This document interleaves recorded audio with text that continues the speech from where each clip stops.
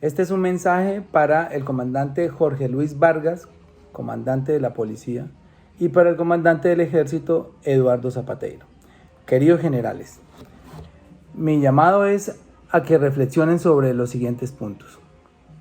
Hoy Colombia se está desangrando y ustedes recibieron la orden de masacrar a los colombianos que están manifestándose justamente por problemas graves, desequilibrios sociales graves como el hambre, el desempleo, la falta de oportunidades. Yo sé que ustedes reciben órdenes, pero ustedes también son seres humanos y tienen una autonomía que les da el libre albedrío de obedecer una orden o de cumplirla o de cuestionarla.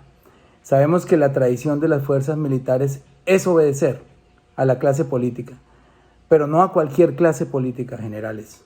Ustedes obedecen a una clase política corrupta, extremadamente corrupta y desarmada.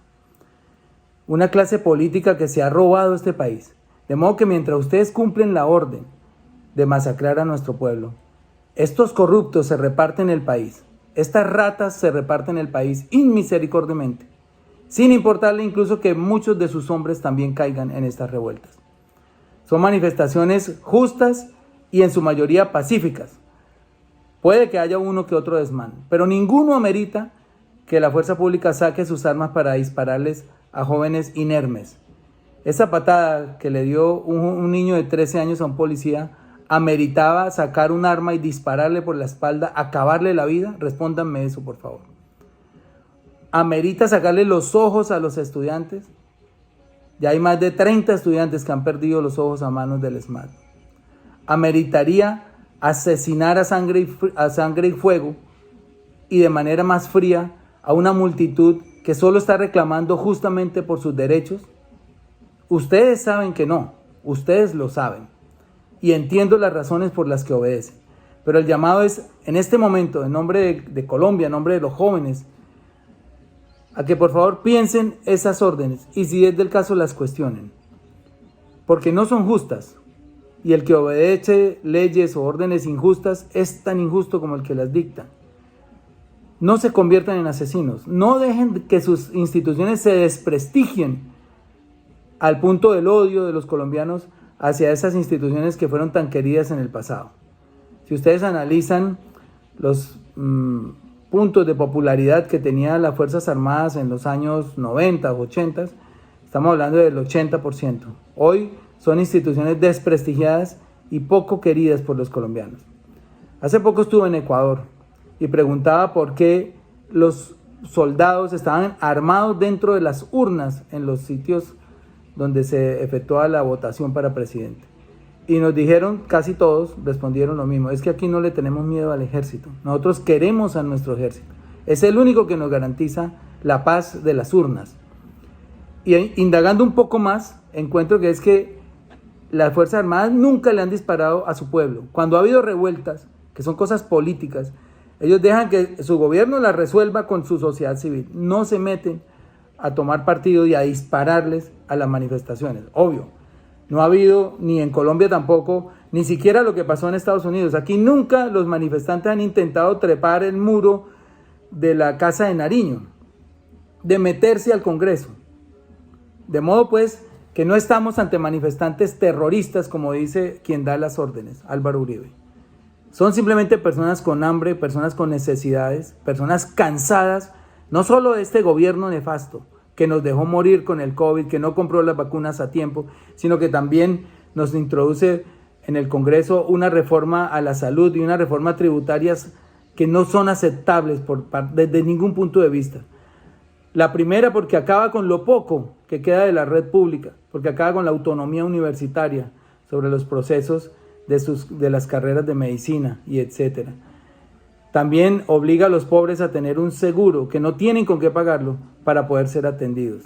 Y la segunda porque se mete directamente a la nevera y al bolsillo de la gente más pobre, a gravar la comida de los pobres, a gravar los salarios bajos de la clase media, los servicios públicos, a subirle a la gasolina, que implica una alza generalizada de todos los demás productos, a grabar las pensiones de los viejitos, que se las merecen y que las trabajaron y que ese no fue el contrato que hicieron cuando las adquirieron. y agravar la muerte, porque hasta el IVA llevan los servicios funerarios. Díganme ustedes si no tienen razón las multitudes de protestar. ¿Son terroristas por protestar por esto? Les pregunto a ustedes. Y lo segundo, señores generales, no es cierto que ese partido que los adoctrinó y que los tiene de su lado, el Partido Centro Democrático y la ultraderecha de Colombia, los quieran a ustedes. Apenas pueden, apenas hay una crisis, los sacan. Y a los soldados los matan al matadero cada vez que pueden. ¿Cuántos soldados y policías murieron en el gobierno de Uribe? Les doy la cifra. El ritmo de policías y soldados asesinados durante esos 8 años fue de 650 por año. Estamos hablando de casi 5.000 hombres. 5.000 hombres pobres, 5.000 hombres del pueblo, de la base. Muy poquitos generales. Yo creo que no hubo un general que muriera en esas batallas y tampoco lo deseo. Pero es por citarles un ejemplo.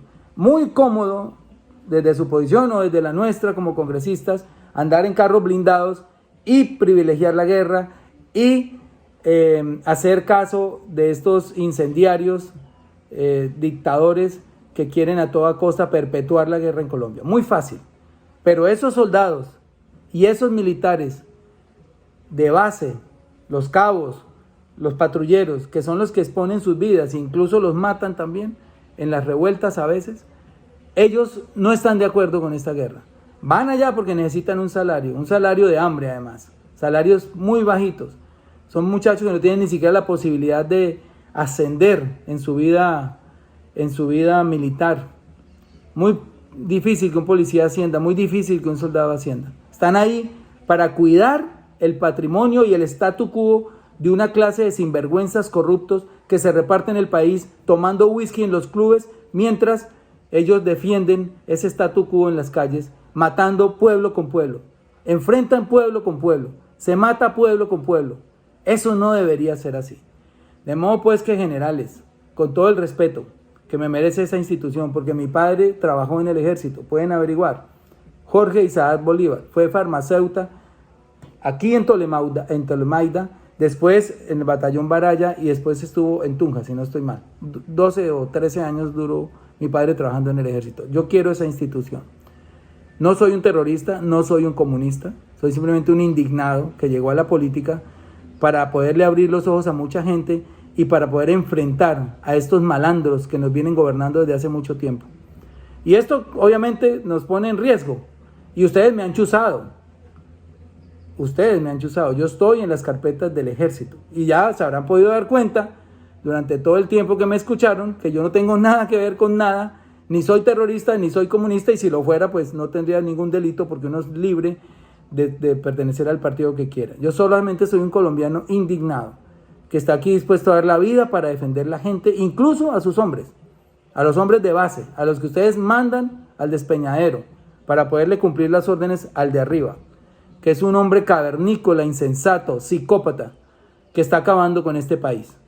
Yo les dejo estas reflexiones, por lo menos ténganlas en cuenta. Sé que no las van a cumplir, pero piensen, este país no merece más sangre, este país ya merece la paz, este país merece sentar los rescoldos que quedan de los grupos guerrilleros y al ELN, y si es posible, y si toca, hacer una política de sometimiento a la justicia para las bandas criminales. Pero ya tenemos que parar esta guerra, por el bien de Colombia, por el bien del pueblo, por el bien de sus soldados, si es verdad que los quieren mucho, por el bien de sus militares, si es verdad que los quieren mucho, porque ellos tampoco se merecen llegar envueltos en una bandera de Colombia cada nada a sus casas, en ataúdes, que les hagan honores militares en el entierro y que sus madres, sus padres, sus hijos, sus esposas los lloren. Eso mismo pasa con estos muchachos a los que les están sacando los ojos. A esos 9 muchachos que incineraron en un CAI en Soacha. A esas 13 personas a las que les dispararon el 9 de septiembre pasado en Bogotá, luego de las revueltas por el asesinato de otra persona a manos de la policía. A esos 23 reclusos de la Modelo a los que asesinaron a sangre fría y que luego hicieron pasar como que si quisieran escaparse. A esos 6.402 muchachos inocentes que disfrazaron de guerrilleros para hacerlos pasar como guerrilleros dados en baja en la guerra, cuando eran simplemente muchachos llenos de ilusiones, a los que llevaron engañados con un puesto a unas fincas y allí acribillaron a sangre fría. Paremos esto, generales. Hagamos un pacto de la sociedad civil, de la clase política con ustedes. Ustedes son necesarios para mantener la democracia, pero no son los manifestantes los que están atentando contra la seguridad. No son los manifestantes los que están acabando con la democracia. Esta democracia la están acabando estos partidos corruptos, que de un lado nos mandan a la guerra para poder tener réditos electorales y del otro lado se llenan los bolsillos con los contratos. Pregunte cuántos contratos tiene cada miembro del Centro Democrático con el Estado, o sus empresas, o sus testaferros. No caigan más en la trampa, no sean inocentes, que ustedes son militares y la tradición dice que los militares colombianos son de los más inteligentes del mundo. No sigan asesinando al pueblo, no sigan permitiendo que el pueblo sea asesinado para defenderle el statu quo y los negocios y la espalda a esta recua de ratas desalmadas que tienen a Colombia incendiada, que la tienen violentada, a esta Colombia que ya no saben más de dónde saquear. Les dejo esa tarea, generales, con todo respeto.